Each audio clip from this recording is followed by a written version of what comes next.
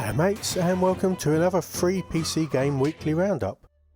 We got 5 games this week, 2 from Epic and 3 from Amazon Prime Luna. And there's a bit of a tactical theme going on this week. So, without further ado, let's get into them. Our first game from Epic this week is Godzilla Voxel Wars, a turn-based strategy game that's free until the 27th of November. This is very similar to a game Epic gave away a couple of months ago called Into the Breach, though things are a little bit different here, beyond playing Godzilla obviously. The look of the game is voxel based graphics rather than Into the Breach's pixel based graphics, which is closer to a definitely not Lego appearance. You're given Godzilla as a controllable unit, and you need to defeat the mushrooms that are attacking the city and destroy any infected buildings. Those buildings have coloured fungus on them which, when knocked to smithereens by Godzilla's breath attack, maybe get some mince mate, they give you corresponding G power. Different colour combinations of G power allow you to summon more giant monsters with different powers that let you damage and push around those pesky giant mushroom folk. Although you do unlock different monsters as you move through the 240 stage story mode, split into 6 areas. Which monsters are available on a given map are set. You don't get options to build a team or adjust your monster's abilities in any way. Each stage has an optimum strategy, clearing in the minimum number of possible turns, which adds to the feeling of each stage being a puzzle, and you get a ranking in stars depending on how well you do. You are able to step back through all of your moves right to the beginning of the stage if you want to try a new strategy or you've messed up a little bit. There is a turn limit, and failing to finish within that limit fails the level. Every time you manage to complete the optimum strategy, you get a token that you can use to buy hints on each stage, just in case you're struggling. I've not used any, but these hints are apparently more do this stage for me than actual hints. There are no other ways of adjusting difficulty. Each stage is already rated easy, normal, hard or very hard, and you just need to get on with it. That's not all there is to Godzilla Voxel Wars though. There's also a build mode that allows you to create your own stages and gives you the ability to publish them. Along with that comes the ability to play other people's created stages. You can actually like these stages or like their creators, which gives it a little bit of a social media feel. One thing to note about the build mode is that it isn't fully open. You do need to play through the story mode first in order to unlock the different items, though you only have to complete a level, not get a particular number of stars. I could only find one review of Godzilla Voxel Wars on the usual sites, and that gave it a 60%. The reviewer felt that it was a bit too repetitive, more suited to short play sessions, and a little cheap feeling. They felt the graphics were cute but very simple, and the sound design was considered a little bit sparse. I didn't see any mention of the online elements in that review. I wonder if that was added later on. On Steam it does a lot better. It's at a very positive, with 94% of reviewers recommending it. People are enjoying the challenge of the puzzles presented in this Godzilla format. The hint system comes under some fire, particularly the need to spend the hint tokens in order to access the later levels in the underworld. You access the underworld via an arrow icon on the stage selection screen. There was some frustration with the more difficult stages, which can be bypassed with the hints, and a couple of people did find the game was too repetitive. But with the builder and the ability to play other people's levels, most people seem to find it a lot of fun and quite replayable. I've played for a couple of hours and it's a good puzzle game. I'm enjoying it. Though I would say it's not the type of game that I'd want to play for hours at a time. There is a similarity to the levels, even though the game serves up new units and mechanics at a decent pace, that makes me not want to just hammer out a couple of dozen at a time. It's more puzzle oriented than Into the Breach, but if you enjoyed that game, you'll find a lot to like here, I think. And if you're a puzzle fan in general, this is pretty fun. The second game from the Epic Games Store is the turn-based card battler roguelite, many words there, Zoeti, free until the 27th of November. Zoeti has a twist on the card building genre. You still collect ability cards, but you use poker hands, like 2 pair and full house, in order to play them. You have a maximum hand size and a card draw amount that you'll get each turn up to the hand size. And from those cards you'll need to build these hands to fight your opponents. Each hand has up to 3 cards auto-assigned to them, i.e. a card will always be assigned to a full house. You won't be able to assign it to anything else. You do have a 3-card preview of the next cards to be drawn, which gives you some opportunity to plan for the next turn, but only limited amounts. The cards you get are a mix of offensive and defensive, giving you the ability to add armour for this round, add dodges, deal damage and afflict status effects like bleed or poison. During a run, you'll gain money to spend on consumable items that can heal, give shields, add effects, or accessories that give you a continuing buff. You can only equip a certain number of those accessories though. You will also get shards that can be used to upgrade your character's abilities, like improving the standard card draw, or upgrading your card skills. All of these changes do not carry across to another run though, and talking of the upgrades, you can only perform one at a time, either between specific camp spots on the map, or at the inn after you finish a mini stage. The roguelite nature actually comes in with the unlocks that you get from levelling up. Each run will give you XP, and each of the 3 characters have locked cards, items and accessories that then become available in future runs. There are 3 modes, Story, Adventure and Daily Challenge, each of which will kick off a run that has you moving through a series of maps, choosing your route to go through either fights, healing campsites, shops among others, to get to a boss at the end. Story mode, as it suggests, run through the story that's set up in a reasonably lengthy introduction scene when the game starts. You play as one of 3 characters, 2 of which are locked at the start of the game, taking on a challenge from the gods. Adventure is pretty much the same experience with no story. Zoeti got a lukewarm reception from the critics. It's at 69% on Metacritic and 72% on OpenCritic, though that's only based on 8 reviews across both sites.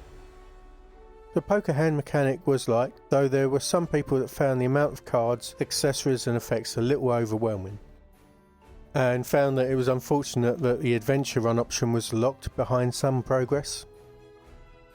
The RNG was also a bit of an issue for some, with people feeling that they weren't able to mitigate the effects as well as they would be able to in something like Slay the Spire, which was clearly a large inspiration for the game. One reviewer also mentioned the issue with playing the larger hands, like a straight flush, being a bit too difficult to achieve. Most people didn't enjoy the story, finding it repetitive, especially as you have to go through all the dialogue in each run in story mode. It did a bit better on Steam, sitting at a 78% mostly positive. People loved the artwork, but the writing was very hit or miss. Some enjoyed it, didn't like repeating it though, while some hated the flirty furriness of it all. There is a general feeling that the game lacks the ability for meaningful build choices. For some the gameplay still worked despite this, but for others it made the game feel shallow and too dependent on getting the right skills in that random assignment as you play through each run. I've played for a couple of hours and I don't like the story at all. I'm not looking to play a game with furry waifus, and that's mostly what it seems to be. The combat loop is enjoyable though. I've not quite worked out a strong build yet for the 2 characters I've unlocked, but I don't see that there's a huge amount of range given how fixed the skills are to specific poker hands. I think it only took about an hour to unlock the adventure mode, and the second character, so the meta progression seems fast enough to me, though obviously I've not got that far into the game yet. A lot of things aren't explained all that well, despite a tutorial that kinda tries to do that. And there's some annoying user interface issues like explanation text on some of the cards disappearing off the screen. This isn't a deck builder for new players to the genre, but if you are a bit more experienced, it is an interesting take, using normal cards and poker hands. If you do play it, I'd skip the story if you're not enjoying it. There isn't a lot of game related information in there. Tentative recommend here. Our first game from Amazon is PlateUp, a roguelite restaurant sim available via the Epic Games Store until the 24th of December. It's in the tradition of games like Overcooked, with up to 4 players in a local or online co-op game, but with added elements like the roguelite aspect and the ability to customise your restaurant layout. It's also more of a cooperative experience than Overcooked, with no random elements like sliding countertops or split kitchens adding to the already chaotic gameplay. You also have the ability to choose your menu, so with the added option to upgrade your restaurant during a run, using the money that you've earned so far to buy randomly generated blueprints for upgrades, or add new ones, it's as much about designing a functional kitchen and seating area as it is the cooking and serving meals. Customers have the usual wait countdowns, one to be seated, they won't sit at a table if it's got plates on it, one to have their order taken, and one to be served their food. Fail at any of these for any customer and your restaurant is immediately shut down and the run is over. If you manage to hit a milestone of the number of days you remained open during a run, there's a 15-day limit, you'll unlock parts of your main hub area that gives you access to franchises, for example. And leveling up after each run rewards new recipes and new restaurant options. You can build quite elaborate automated processes to take care of the many jobs that need to be done. You have to cook and serve, you need to clean up messes that appear on the floor that will otherwise slow you down, and you need to collect and wash the dishes. But those unlocks can help take care of at least some of these problems, as long as the random drops favour you.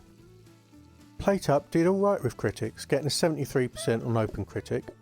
There weren't enough reviews on Metacritic, with 82% of critics recommending it, which is a better reception than that 73% would suggest. The critics like the roguelite aspect and the ability to create your own restaurant layout, and praise the co-op play, though the lack of cross-play was disappointing for some. Most felt that there were difficulty spikes at points that were an issue, and everyone felt that the game was geared towards multiplayer, leaving the solo play option a difficult prospect. Everyone just seemed to enjoy the multiplayer gameplay, getting the same experience as with Overcooked but with less frustration.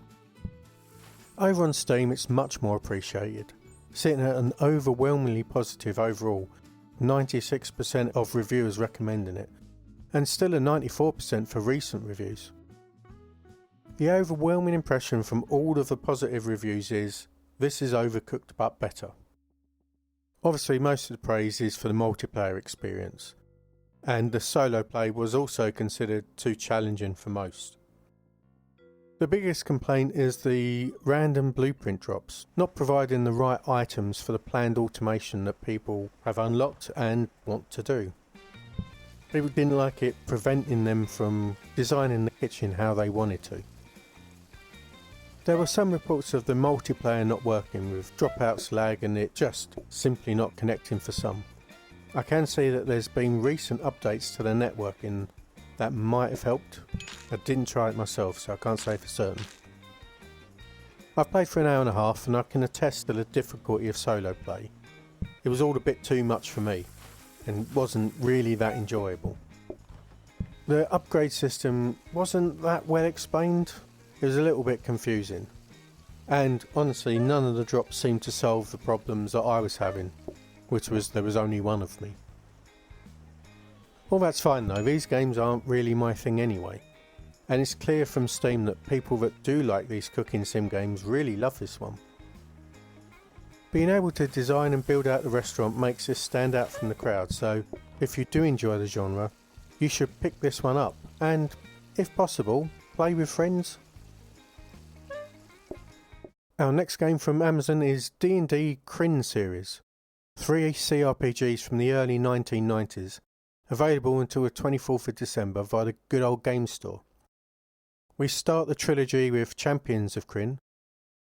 Then you can import your characters into Death Knights of Krynn, and then finally the Dark Queen of Krynn. As with all of these early CRPGs, most of the mechanics are explained in the manuals and not in the game at all. You can download those manuals through the Extras menu in GOG, and I strongly advise reading through them before you start. The first thing you do is create your party of up to 6 characters, based on the 2nd edition Advanced D&D rule set with some additions.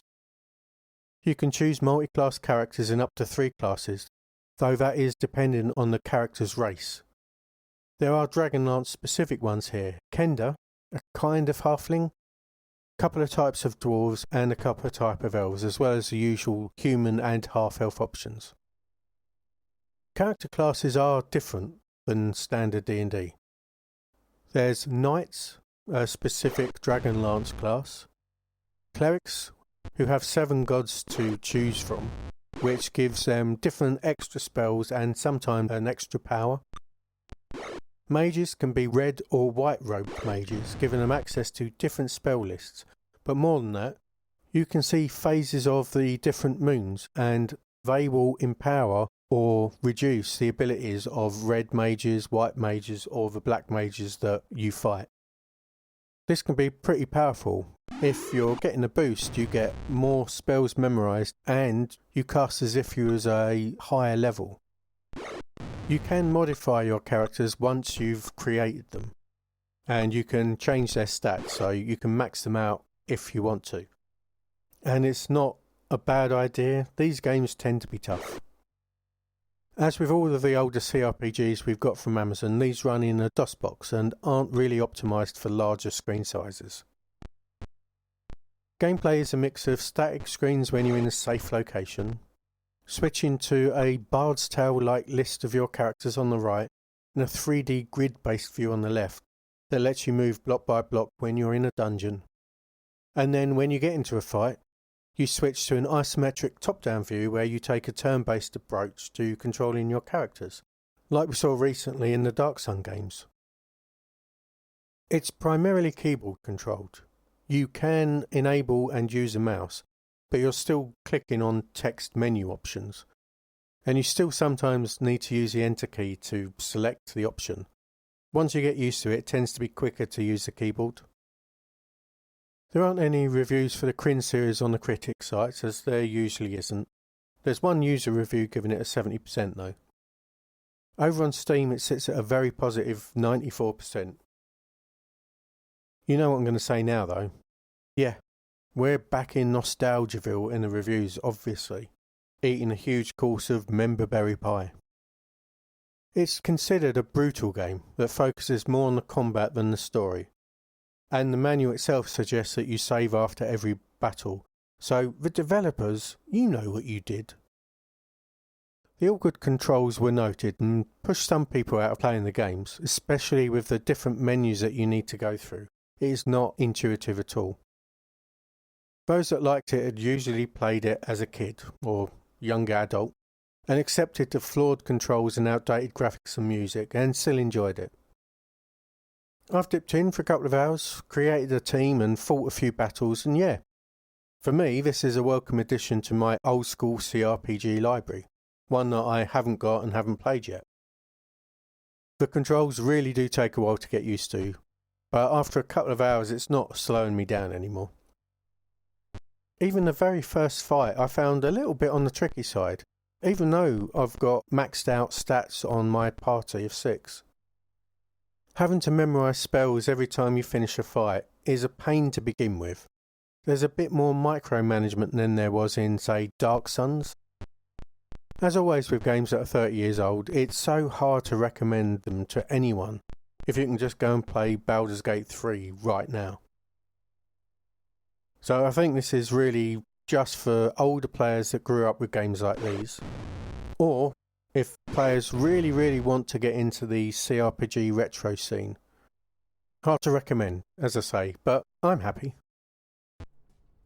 Our last game this week, and the last from Amazon, is Dream Tactics, a pixel graphics tactical deck builder that's available via the good old game store until the 24th of December. You take charge of a team of up to 4 characters charged with saving the dream world from a big baddie by visiting worlds to collect dream fragments. So you get distinct JRPG vibes as you move your party around the world, breaking barrels, talking to NPCs, buying stuff from shops and getting into fights. Lots and lots of fights. Each of your characters have a fairly standard array of stats and can equip items to boost these or add to the abilities that they have in battle. That's where the deck building comes in. Each of them have ability cards that you arrange into a deck of 15, and you'll find more and more in chests while you explore. While the cards will typically have a preferred character that they match, you can equip them to anyone else at a trade cost, which is taken from a communal pool of trade points. Equipping a card that's linked to a character is free, but sometimes you might just want that one skill used by someone else to shore up a weakness. Skills do synergise with each other, with certain debuffs empowering other cards, the standard card battling stuff, so you will tend to stick to the character's cards in general. In battle, each character has a set amount of movement and MP, which is used to play your cards, and you have limited rerolls in case the 4 cards that you've randomly drawn don't work in the current situation. All of the fights are against sentient pillows. I guess this is a dream world, so it kind of works, I guess. Those pillows have different classes and thus different abilities, and you are usually pretty badly outnumbered. The equipment you can find can really help here, though there are limits to what you can equip. Each item has a red or blue equip cost, and each player has red and blue equip limits, so it's important to prioritise the most helpful items for each character, because you probably can't equip all of them. The game has 4 difficulty levels and the option to play on hardcore mode, where your characters die for good if they fall in battle. The standard game only fails if all of your characters die. Everyone gets healed back up to full as long as one of your characters survives. The expected completion time is hard to judge. People on Steam seem to have taken anywhere from 20 to, 35 hours plus. There are only 3 critic reviews, which average out to 80%. The story was not considered particularly strong, but the reviewers found the character interactions fun, and the narrative enough to move the gameplay forward. The huge range of gear to find and the number of ability cards gives the game a wide range of build options, though that in itself was an issue, with reviewers saying that the UI was not really up to the task of providing quick information on all of the items and cards to plan builds. While the pixelated style was enjoyed, it was a bit on the small side for some, which added to the issue with identifying items and cards. The combat was considered deep, though somewhat repetitive, as you are mostly fighting pillows. There was also an issue with boss fight difficulty spikes mentioned, but generally the game as a whole was well liked. Over on Steam it's at a very positive 92%. The build range and tactics in battle were the main positives, and people mostly enjoyed the humour in the story. The negative reviews were mostly about the repetitive fights, though some disliked the focused fire that the enemies will sometimes do that just takes out one of your characters. There were also issues with the gauntlets that you need to run, where you have to avoid timed traps, especially when people had to traverse the same area several times. The lack of an autosave was an issue for a few people too. The game specifically tells you to save often, but we all know it's all too easy to forget that and lose a bunch of progress, which bothered some people. I've played for a couple of hours and so far, so good. I've not tried to mess about too much with the builds, I've just equipped the obvious choices. And on normal difficulty, non-hardcore, I'm finding the fights reasonably easy, though the ganking is real and the enemies can do quite a lot of damage in the turn. I can see that battles might become repetitive. It's a shame finding out that there won't be much in the way of enemy variety. Still, those that like tactics games might find something to like here. And the deck builders will also probably enjoy the range of possible builds on offer. If you're in either of those camps, I'd pick this one up and give it a go. Okay, that's all for this week. Lots and lots of cards involved this week for some reason. Hopefully there was something that tickled your fancy there. If you did like the video, please do give it a like, it really helps. And consider subscribing if you want to see more of these weekly roundups. Most importantly though, thanks for watching, and I'll talk to you soon. Goodbye.